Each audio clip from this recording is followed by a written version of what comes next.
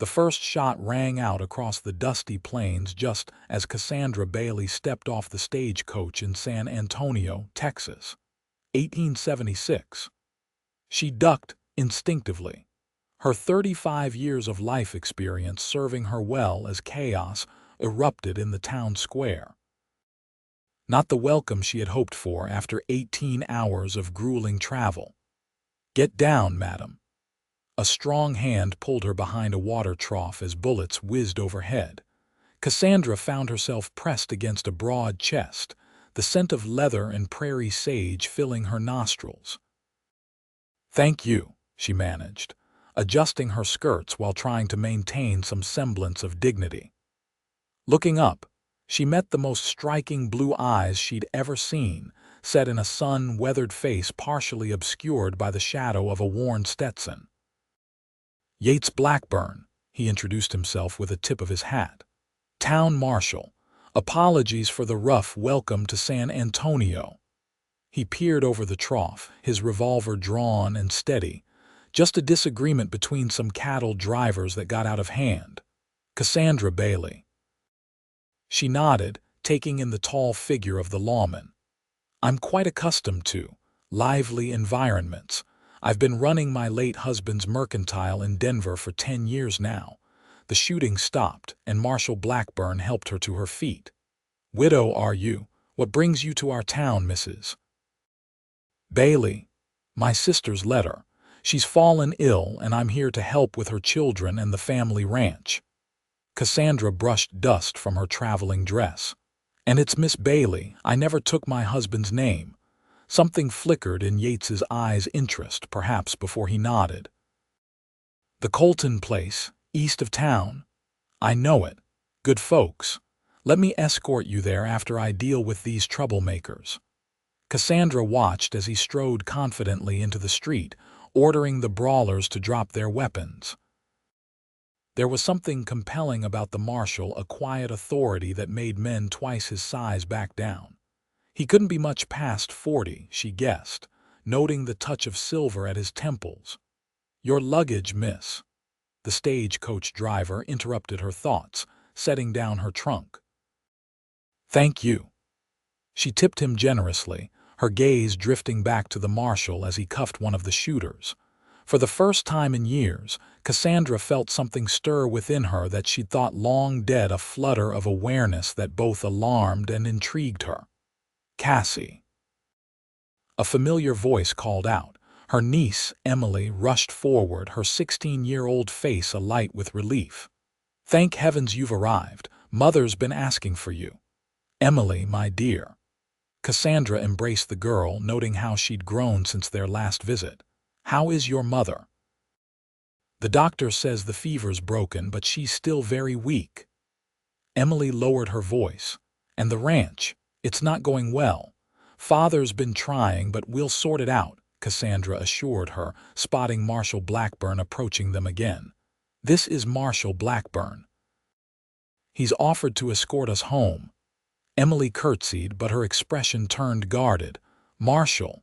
Yates nodded politely. "Miss Colton, I've arranged for Thompson's wagon to take you and your aunt back to the ranch."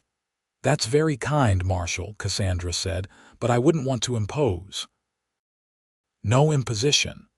His eyes met hers directly. "The road east has seen some bandit activity lately. I'd feel better knowing you arrived safely." During the bumpy ride to the Colton ranch, Cassandra learned more about Yates Blackburn. A former Texas Ranger, he'd settled in San Antonio 3 years ago after tiring of the constant danger and movement. His wife had died in childbirth many years earlier, and he'd never remarried. "Most men do," Cassandra observed, watching the landscape roll by. "Remarry, that is." "Most men settle for convenience," Yates replied, his eyes on the road. "I decided long ago that if I couldn't find someone who stirred my soul, I'd rather ride alone." The sentiment resonated with Cassandra more than she cared to admit. The Colton Ranch appeared on the horizon, a modest but well-built house with several outbuildings and corrals. Even from a distance, Cassandra could see signs of neglect: broken fence rails, an overgrown garden, cattle scattered too widely across the pastures. "It wasn't always like this," Emily said defensively, noting Cassandra's expression. "Before Mother got sick and the drought hit." "We'll set things right," Cassandra promised, though privately she wondered how. Her expertise lay in ledgers and inventory, not ranching. Yates helped them down from the wagon, his hand lingering slightly as he assisted Cassandra. "If you need anything at all, send word to town." "Thank you, Marshal."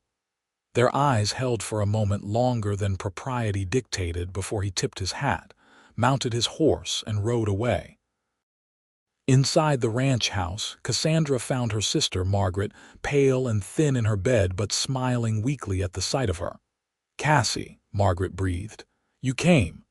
"Of course I came." Cassandra sat beside her, taking her hand. "Rest now, we'll talk when you're stronger." Over the next several days, Cassandra took stock of the situation. Margaret was slowly recovering, but her husband, Robert, seemed overwhelmed by the ranch's problems. 3 children under 16, dwindling cattle, dried-up water sources, and mounting debts painted a grim picture. "We might have to sell," Robert admitted one evening, his voice hollow. "The Hendersons have made an offer." "Vultures," Margaret murmured from her chair by the fire. "They've wanted our land for years." Cassandra studied the account books she'd organized. "Let me look into options before we decide anything."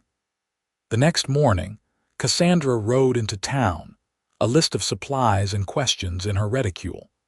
San Antonio bustled with activity: cowboys, merchants, families, and the occasional soldier from the nearby fort, all mingling in the dusty streets. The bank manager was polite but immovable. "Mrs. Bailey, Miss," she corrected automatically.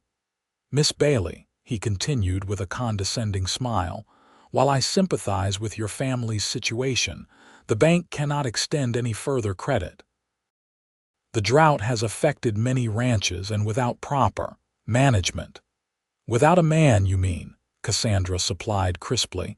He had the grace to look uncomfortable. "I merely suggest that ranching requires certain experiences that ladies typically don't possess." Fuming, Cassandra left the bank.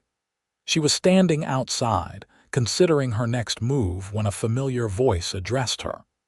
That expression suggests either the bank raised its interest rates or Harmon gave you his "ladies can't run businesses" speech. Yates Blackburn leaned against a hitching post, looking unfairly handsome in the morning light. "The latter," Cassandra sighed. "I've run a successful business for a decade, but apparently cattle require a special male touch." Yates snorted. "Harmon wouldn't know a longhorn from a milk cow." "Come have coffee with me. I might have some ideas." At the small cafe on the corner, Cassandra found herself relaxing in Yates's company. He listened attentively as she outlined the ranch's problems, offering practical suggestions rather than platitudes. "There's a water specialist from Austin visiting next week," he mentioned. "Fellow named Taylor who's helped several ranches dig new wells in better locations. I could introduce you." "That would be wonderful." Cassandra stirred her coffee. "And about the cattle, the Army's looking for beef contracts," Yates said. "The fort needs reliable suppliers. If you could round up and deliver even half your stock at a premium price, it might buy time to rebuild the herd." As they talked, other patrons in the cafe glanced their way, some with obvious curiosity. Cassandra noticed several women watching with particular interest. "I believe we're causing a stir," she murmured. Yates glanced around and grinned. "Small town. Marshal having coffee with a beautiful woman is prime gossip fodder." "Beautiful?" Cassandra raised an eyebrow. "Marshal, I'm 35 with silver threads appearing in my hair. Save your flattery for the young ladies." His expression turned serious. "I've never been one for flattery, Miss Bailey." just honest observation. And in my honest observation, you're the most interesting woman to arrive in San Antonio in years." The warmth that spread through her had nothing to do with the coffee. Over the following weeks, Cassandra threw herself into saving the ranch. With Yates's introductions, she secured the Army beef contract and hired the water specialist, who found a promising spot for a new well. She organized the ranch hands more efficiently and implemented bookkeeping systems that revealed where money could be saved. Margaret's health improved steadily, and she watched her sister's efforts with a mixture of gratitude and concern. "You're working too hard, Cassie," she observed one evening as Cassandra reviewed cattle tallies, "and you're avoiding something." "What would I be avoiding?" Cassandra didn't look up from her papers. "Marshal Blackburn's obvious interest in you." Now Cassandra did look up, flustered. "That's absurd. He's being neighborly." "Neighborly doesn't involve riding out here 3 times a week with news that could wait," Margaret said dryly. "The man is smitten." "I'm too old for such nonsense," Cassandra insisted, though her heart beat faster at the thought. "Too old." Margaret laughed. "Cassie, you're 35, not 70. Ancient by frontier marriage standards," Cassandra countered. "Women my age are grandmothers here, not brides. Perhaps it's time someone challenged those standards." Margaret squeezed her hand. "Don't dismiss happiness because of some arbitrary number." The conversation lingered in Cassandra's mind as summer progressed. She couldn't deny Yates found excuses to visit the ranch, nor could she pretend she didn't look forward to those visits. They would discuss ranch business, local politics, books they'd both read, conversations that left her feeling alive and engaged. On a particularly hot July afternoon, Yates arrived unexpectedly, his expression grave. "Miss Bailey, I need to speak with you privately." Alarmed, Cassandra led him to the shade of a large oak tree near the house. "What's happened?" "Henderson's been spreading rumors in town," Yates said without preamble. "Claims your brother-in-law's in debt to him as well as the bank. Says he'll be taking possession of the ranch by autumn." "That's impossible," Cassandra frowned. "I've been through all the papers. He's lying," Yates confirmed. "But he's convincing people, including potential cattle buyers, that the Coltons are finished. He's trying to force your family's hand. Can't you arrest him for slander?" Yates shook his head. "Not without proof, but I have another idea." He hesitated, suddenly looking less assured. "The town's hosting a summer social next Saturday. If you were to attend, with me, it would send a message that the Coltons have powerful allies." Cassandra studied him, realizing this was more than a strategic suggestion. "Are you asking to court me, Marshal Blackburn?" His blue eyes held her steadily. "I believe I am, Miss Bailey, if you'd consider it." 1,000 objections rose to her lips: her age, her independence, the temporary nature of her stay in Texas. Instead, she heard herself say, "I'd be honored to attend the social with you, Yates." His smile transformed his face, erasing years and worry lines. "I'll collect you at 6. The news of her social engagement spread through the ranch like wildfire. Emily immediately volunteered to help Cassandra prepare, while Margaret contributed her finest shawl. Even Robert seemed pleased, commenting that having the marshal's support could only help their situation. "It's just a social," Cassandra protested, as Emily pressed her to try on different dresses. "It's your debut into San Antonio society," Emily corrected, "with the most eligible bachelor in the county." Saturday arrived with clear skies and a breath of cooler air. Cassandra found herself unusually nervous as she dressed in her best gown, a deep burgundy silk that complemented her auburn hair. She'd spent years convincing herself that romance was behind her, that independence was preferable to vulnerability. Yet here she was, heart fluttering like a girl's as hoofbeats announced Yates's arrival. He stood in the parlor when she descended the stairs, resplendent in a black suit that emphasized his broad shoulders. His eyes widened appreciably as he saw her. "Miss Bailey," he breathed, "you're a vision."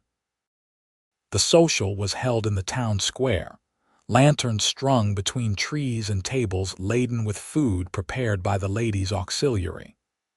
Cassandra was acutely aware of the stares and whispers as Yates proudly escorted her around, introducing her to everyone from the mayor to the blacksmith.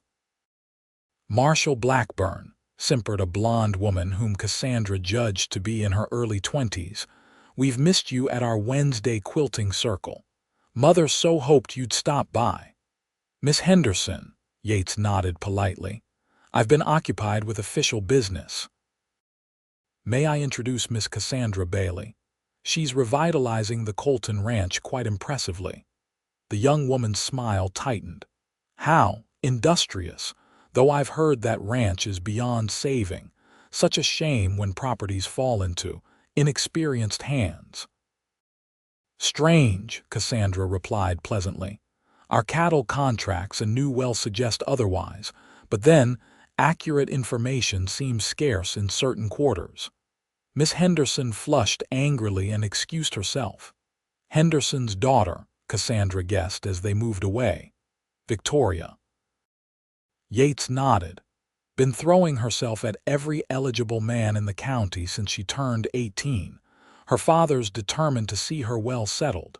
"She's quite pretty," Cassandra observed neutrally, "if you favor style over substance." Yates guided her toward the dance floor. "Would you do me the honor, Miss Bailey?" As the fiddles struck up a waltz, Cassandra found herself swept into Yates's arms. He danced well, leading with confidence but without overwhelming her. Their bodies moved in natural harmony, close enough for propriety but intimate enough for her to feel the warmth radiating from him. "People are watching," she murmured, acutely aware of the eyes following them. "Let them," he replied softly. "I'm not ashamed to be seen admiring a remarkable woman." "Remarkable, is it now? You've upgraded from beautiful." Her teasing tone masked her pleasure at his words. "Beautiful, remarkable, intelligent, courageous," he listed, his eyes never leaving hers. "I could continue, but I might exhaust the town band's repertoire before I finished."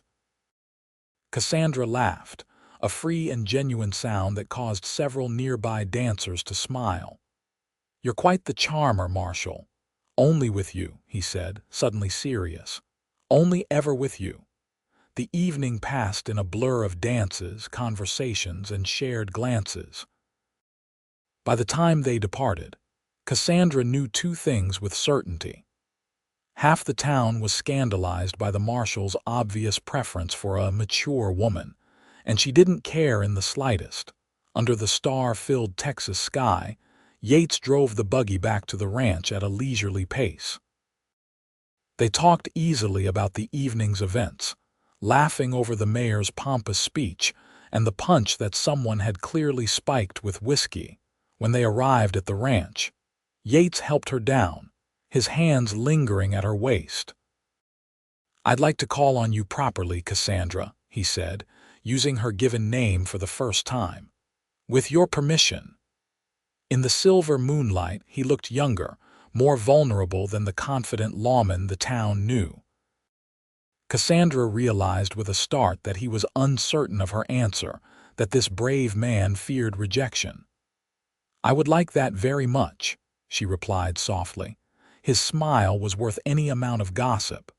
Slowly, respectfully, he raised her hand to his lips, pressing a gentle kiss to her knuckles. "Until tomorrow, then." Cassandra floated into the house where Margaret waited up for her, eyes bright with curiosity. "Well, tell me everything." "There's nothing to tell," Cassandra tried to sound nonchalant, but her flushed cheeks betrayed her. "It was a pleasant evening." "So pleasant you're glowing like a lantern," Margaret teased. "Did he kiss you?" "Margaret, of course not." Cassandra touched her hand where his lips had brushed it. "He's a gentleman." "Pity," her sister sighed dramatically. "The rumors say he's quite passionate beneath that lawman's reserve." "I'm going to bed," Cassandra announced primly, ignoring her sister's laughter as she climbed the stairs. Alone in her room, Cassandra stood by the window, gazing at the stars. For the first time in years, she allowed herself to imagine a different future, one where she wasn't defined by her widowhood or her business acumen, but by the possibility of love. True to his word, Yates called the next afternoon, bringing a bouquet of wildflowers and an invitation to a picnic the following Sunday. Over the next several weeks, he courted her with a dedication that left no room for doubt about his intentions. They rode across the ranch lands, attended church services together, and spent evenings on the porch talking until the stars blanketed the sky. Not everyone approved. Cassandra overheard whispers in the general store about the old maid who'd ensnared the marshal and wasting his best years on a woman past childbearing. The comments stung more than she wanted to admit. One afternoon, as they shared lemonade on the porch, Cassandra broached the subject. "People are talking, Yates. People always talk," he replied, unconcerned. "About us specifically," she persisted. "About the impropriety of your interest in me." He set down his glass, turning to face her fully. "What impropriety? I'm 35 years old," she said bluntly. "Most women my age are settled with grown children, not being courted like debutantes." And his expression remained unperturbed. "And you could have any young woman in the county," Cassandra continued, frustration edging her voice. "Victoria Henderson would leap at the chance to become Mrs. Marshal Blackburn. Why pursue someone past her prime?" Yates was silent for a long moment. Then he took her hand, his calloused fingers gentle against her skin. "Cassandra Bailey, you know what I see when I look at you," she shook her head, not trusting her voice. "I see a woman who rebuilt her life after losing her husband, who runs a business successfully in a man's world, who traveled hundreds of miles to save her family without complaint." His thumb traced circles on her palm. "I see experience in your eyes that no 18-year-old could possibly possess, and wisdom in your decisions that comes only from living fully." He raised her hand to his chest, pressing it over his heart. "What would I want with a girl when I could have a woman? What use have I for someone who's never faced hardship when I've seen too much of it myself?" Tears pricked Cassandra's eyes. "But children, if God blesses us with children, wonderful," Yates said simply. "If not, there are plenty of orphans needing homes. Or perhaps your nieces and nephews will be enough. The point is, Cassandra, I want you, not some idealized version of womanhood that society dictates." She was silent, absorbing his words, feeling their truth resonate within her. "Besides," he added with a gentle smile, "you're just the right age for me." Before she could respond, hoofbeats pounded up the drive. One of the ranch hands, Pablo, galloped toward the house, his expression urgent. "Miss Bailey, Marshal," he called. "Riders coming, Henderson and his men." "They're armed." Yates was on his feet instantly, his hand going to his sidearm. "How many?" "6, maybe 7, Pablo reported. "They're heading for the north pasture." "Where the new well is," Cassandra realized with dread. "Robert's there with the boys." "Get inside," Yates ordered. "Bolt the doors." "I will not," Cassandra said firmly, already moving toward the gun cabinet. "This is my family's ranch." "Cassandra, I can shoot," she interrupted, loading a rifle with practiced hands. "Denver wasn't always civilized. Either ride with me or move aside, Marshal." A complex expression crossed Yates's face: concern, admiration, and something deeper. "Together, then," he conceded, "but you stay behind me." They rode hard toward the north pasture, Pablo and 2 other ranch hands following. As they crested a hill, the confrontation came into view. Henderson and his men had surrounded Robert and the two young ranch hands. Though no weapons were drawn, the tension was palpable even from a distance. "I'll give you one chance, Colton," Henderson was saying as they approached. "Sign over the deed, and I'll let you keep the house and 10 acres, enough for your family to survive on." "This land isn't for sale," Robert replied, standing straighter than Cassandra had seen in months. "Not now, not ever." "Then I'll take it another way," Henderson threatened. "That well you're digging, it's tapping my water table. That's theft." "The water rights are clearly delineated in the original land grant," Cassandra called out as they rode into the clearing. "As you well know, Mr. Henderson." Henderson's head whipped around, his face darkening at the sight of Cassandra and the marshal. "This doesn't concern you, woman. Or you, Blackburn. This is a private property dispute. Threatening armed confrontation makes it my concern," Yates said coolly, dismounting. His hand rested casually near his revolver, as does false accusation of theft. "I have rights," Henderson blustered. "So do the Coltons." Cassandra dismounted as well, keeping the rifle visible but lowered. "Rights we're prepared to defend legally and otherwise." Henderson's eyes narrowed at the rifle. "You threatening me, woman?" "Not at all," she replied evenly.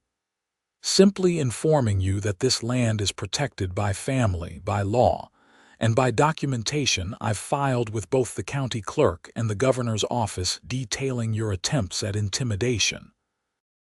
This was a bluff, but Cassandra delivered it with such conviction that uncertainty flickered across Henderson's face.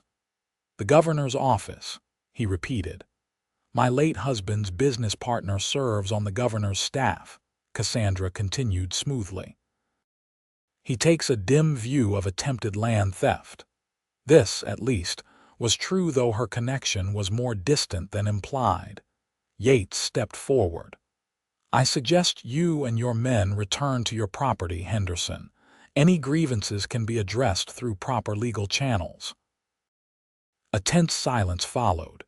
Henderson's men looked to him uncertainly, while Robert and the ranch hands stood firm beside Cassandra and Yates. Finally, Henderson spat on the ground. "This ain't over, Colton. You or your meddling sister-in-law will slip up eventually." "Good day, Mr. Henderson," Cassandra said pleasantly, as though dismissing an unwanted caller. With a venomous glare, Henderson wheeled his horse around. "Let's go, boys. We'll settle this another way." They watched in silence as Henderson's party rode away. Only when they disappeared over the rise did Cassandra allow her shoulders to relax. "That was foolhardy," Yates said quietly beside her. "Brave, but foolhardy." "Possibly," she agreed, "but I wasn't about to hide while my family was threatened." He shook his head, a mixture of exasperation and admiration in his expression. "I've never met anyone quite like you, Cassandra Bailey." "Is that good or bad?" she asked, suddenly uncertain. His answer was to lean down and kiss her gently, right there in front of everyone.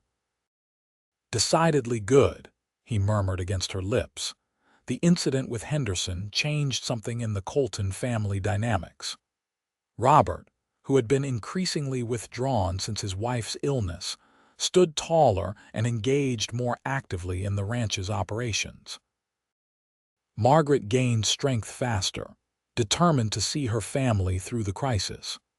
And the ranch hands, impressed by Cassandra's courage, doubled their efforts to make the property thrive again. As July turned to August, the new well began producing water, the cattle grew healthier on improved pasture, and the first Army contracts were fulfilled at premium prices. The ranch wasn't saved yet, but the immediate crisis had passed. One evening, as Cassandra updated the account books, a knock came at the door. She opened it to find Yates, still in his marshal's clothing but with an unusually serious expression. "Yates, is something wrong?" "Nothing's wrong," he assured her. "I need to speak with you. Would you walk with me?" Curious, Cassandra fetched her shawl and joined him outside. They strolled toward a small rise overlooking the ranch, where a single oak tree provided shade during the day and a natural seat among its roots at night. "I've received a letter," Yates began once they were seated. "From the governor's office," Cassandra tensed. "About Henderson?" "No," he took her hand. "They've offered me a position as federal marshal for the Western District. It would mean relocating to Austin." "Oh," Cassandra felt a cold weight settle in her stomach. "When would you leave?" "That depends," he said slowly, "on your answer to my next question." Before she could respond, Yates slid from the tree root to one knee before her. From his pocket, he withdrew a small velvet box. "Cassandra Bailey, from the moment you stepped off that stagecoach, you've turned my world upside down in the most wonderful way." His voice was steady, though she could see the pulse hammering in his throat. "You're brave, brilliant, and beautiful, and I cannot imagine another day without you by my side." He opened the box, revealing a simple but elegant gold ring set with a small diamond. "Will you marry me and come to Austin as my wife?" Cassandra stared at the ring, then at Yates's hopeful face, emotion closing her throat. 1,000 thoughts raced through her mind: her business in Denver, Margaret's health, the ranch's future, and most persistently, the whispers about her age and suitability. "Yates," she finally managed, "are you certain?" "I'm not. I may not be able to give you children. And people will talk, let them talk," he interrupted gently. "As for children, I told you before, if they come, they're a blessing. If not, we'll find other ways to fill our home with love." He took her hand again. "I'm 39 years old, Cassandra. I've lived enough to know what matters, and what matters to me is spending whatever years I have left with you." Tears slipped down Cassandra's cheeks. "Yes," she whispered. "Yes, I'll marry you." Yates's face transformed with joy. He slipped the ring onto her finger, then pulled her into a kiss that left no doubt about the depth of his feelings. When they finally broke apart, breathless and laughing, Cassandra asked, "When must you give your answer about Austin?" "Within the month," Yates said. "But I won't accept unless you're certain it's what you want." Cassandra considered. "The ranch is stabilizing. Margaret's nearly recovered, and I could sell the Denver store to my assistant. She's been wanting to buy it for years." She looked at the diamond glinting on her finger. "Yes, I think Austin would suit us very well." They returned to the ranch house hand in hand to share their news. Margaret cried happy tears while Robert offered genuine congratulations. The children were excited about having the marshal as an uncle, especially when Yates promised to teach the boys to shoot properly. The wedding was planned for September, before the move to Austin. Despite Henderson's continued, though more subtle, attempts to undermine the ranch's recovery, the Coltons' prospects improved steadily. Word of the marshal's engagement spread through San Antonio, generating reactions from hearty congratulations to scandalized whispers. "Did you hear?" Victoria Henderson hissed loudly enough for Cassandra to overhear in the mercantile. "He's actually marrying that old spinster. What a waste." "I heard she trapped him somehow," her companion replied. "A man like that doesn't choose a woman her age otherwise." Cassandra's cheeks burned, but she held her head high, completed her purchases, and exited with dignity.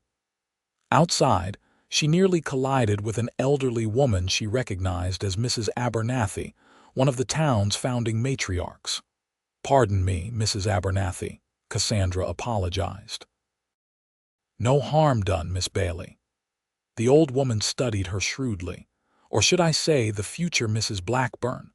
"Either is fine," Cassandra replied, wary of the forthcoming commentary on her age or suitability. To her surprise, Mrs. Abernathy smiled warmly. "I wanted to congratulate you. Yates Blackburn is a fine man who deserves a fine woman, not some silly girl who can't appreciate him." Stunned, Cassandra managed to thank you.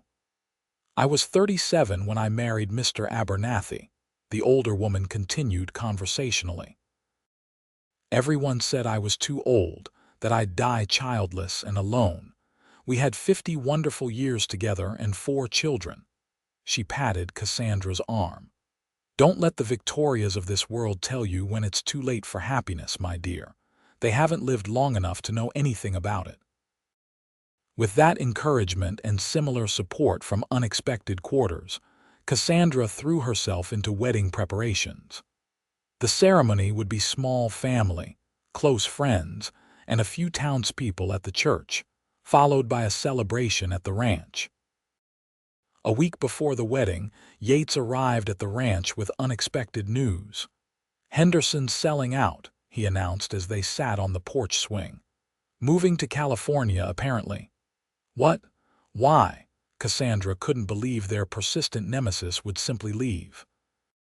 "Seems his creditors finally caught up with him," Yates explained, a satisfied glint in his eye.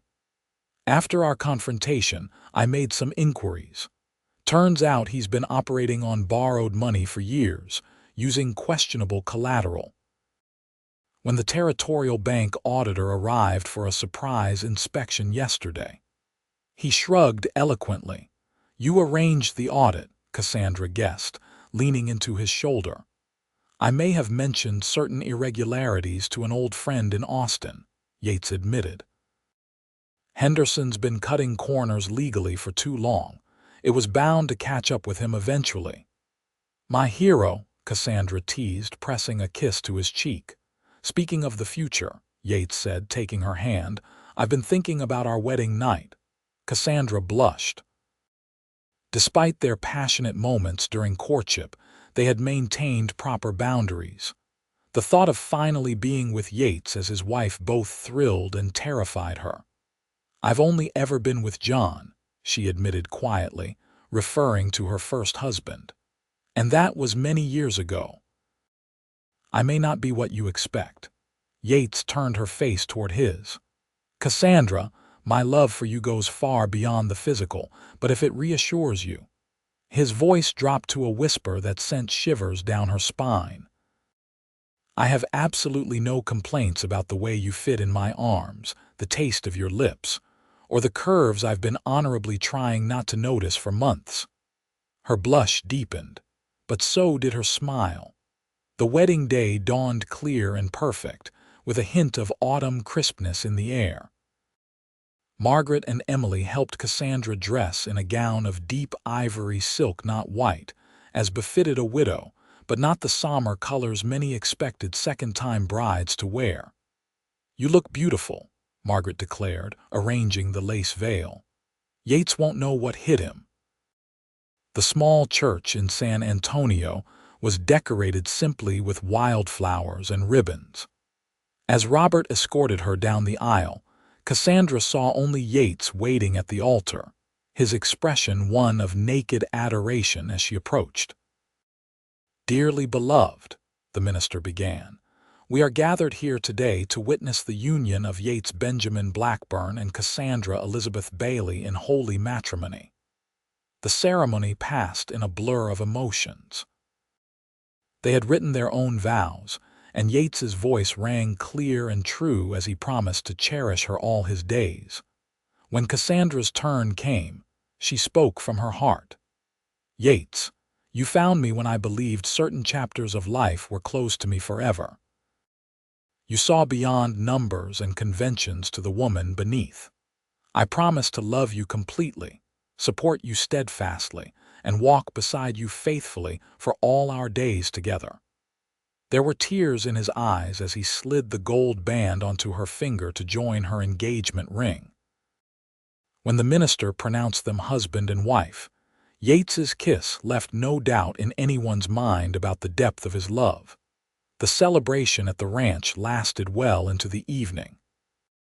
Lanterns illuminated the yard, fiddle music inspired dancing, and even Victoria Henderson, who had grudgingly attended with her mother, admitted the bride looked remarkably well preserved. As night fell, the guests departed with good wishes and knowing smiles.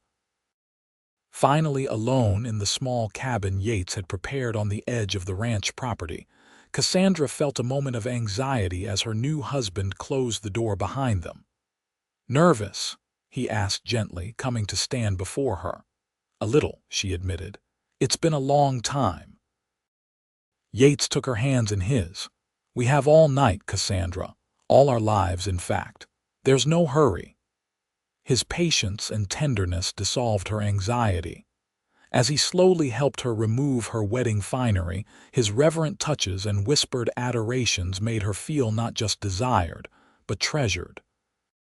When they finally came together as husband and wife, Cassandra discovered that experience brought its own kind of passion deeper, richer, and more fulfilling than youthful ardor could ever be. Afterward, lying in Yates's arms as moonlight filtered through the cabin window, Cassandra felt a contentment she had never known before. "Happy, Mrs. Blackburn?" Yates murmured against her hair. "Perfectly," she sighed. "Though it may take some getting used to the name, I mean. We have time." He traced lazy patterns on her bare shoulder. "Decades, God willing." "Decades sounds wonderful." She raised herself on one elbow to look at him. "Thank you, Yates." "For what?" "For seeing me," she said simply. "For believing I wasn't too old for this kind of happiness." He pulled her close again. "Cassandra, my love, you're just the right age for every kind of happiness, and I intend to spend the rest of my life proving it to you." 2 weeks later, with the ranch firmly on the path to recovery and Margaret fully healed, Yates and Cassandra departed for Austin. The federal marshal's position came with a comfortable home on a tree-lined street near the Capitol building. Cassandra quickly established herself in the community, using her business acumen to help other women entrepreneurs and joining charitable organizations that supported orphan children. Their first year of marriage brought challenges adjusting to city life, navigating Yates's occasionally dangerous work, and establishing their place in Austin society. But it also brought deepening love, shared adventures, and, to their mutual surprise and joy, the discovery that Cassandra was expecting a child. "The doctor confirms it," she told Yates one evening as they sat in their garden. "We're to be parents in the spring." The happiness that illuminated his face was worth every moment of morning sickness and every concerned comment about geriatric pregnancy from well-meaning but intrusive acquaintances. "Boy or girl, it doesn't matter," Yates declared, kneeling to press a kiss to her still flat stomach. "This child will be loved beyond measure." In April 1878, Cassandra gave birth to a healthy son they named Benjamin Robert Blackburn. The following year, to everyone's amazement including her own, she delivered a daughter, Margaret Emily. Though the town gossips had whispered about her advanced age and the risks of childbearing, Cassandra proved remarkably capable of motherhood in her late 30s. As the years passed, their family flourished. Yates rose to prominence in the federal marshal's service, eventually being appointed chief marshal for the entire Texas territory. Cassandra established a successful import business that specialized in European fabrics and household goods, employing several women who might otherwise have struggled to support themselves. They maintained close ties with the Coltons, visiting the now prosperous ranch several times yearly, and hosting Margaret and Robert's children when they came to Austin for education or adventure. On their 10th wedding anniversary, Yates surprised Cassandra with a trip to San Francisco, a city she had always wanted to visit. As they stood on a bluff overlooking the Pacific Ocean, gray streaking both their hair now but their eyes still bright with love, Cassandra marveled at the journey that had brought them here. "Penny for your thoughts," Yates said, wrapping an arm around her waist. "I was thinking about that day in San Antonio," she replied, "when you told me I was just the right age for you." He smiled, the lines around his eyes deepening pleasantly. "Best truth I ever spoke." "Do you know," Cassandra said thoughtfully, I've realized something over these years. There is no right age for love. It finds us when we're ready for it, not when society dictates we should be. Wisdom, Yates murmured, pressing a kiss to her temple. That's what I get with a mature bride, wisdom and perspective. And gray hairs, she added wryly. Distinguished silver, he corrected, which I find extremely attractive. Cassandra laughed, the sound carried away by the ocean breeze. Always the charmer, Marshal Blackburn. Only with you, he replied, echoing his words from their first dance together. Only ever with you. As the sun set over the Pacific, casting golden light across the water, Cassandra and Yates stood entwined, living proof that love recognized no boundaries of age or convention, only the truth of hearts that found their perfect match, exactly when they were meant to. In 1896, 20 years after their first meeting, they returned to San Antonio for the wedding of their son, Ben, to Emily Colton's daughter, Sarah. The town had grown considerably, but the church where they had married remained unchanged. You remember. Yates whispered as they watched the young couple exchange vows. Every moment, Cassandra replied, squeezing his hand. Later, at the celebration, they danced beneath the same oak tree where he had proposed.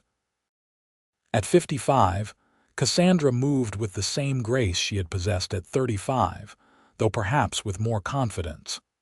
Yates, nearing 60 but still straight-backed and handsome, held her as if she were the most precious thing in the world. You know what they're saying?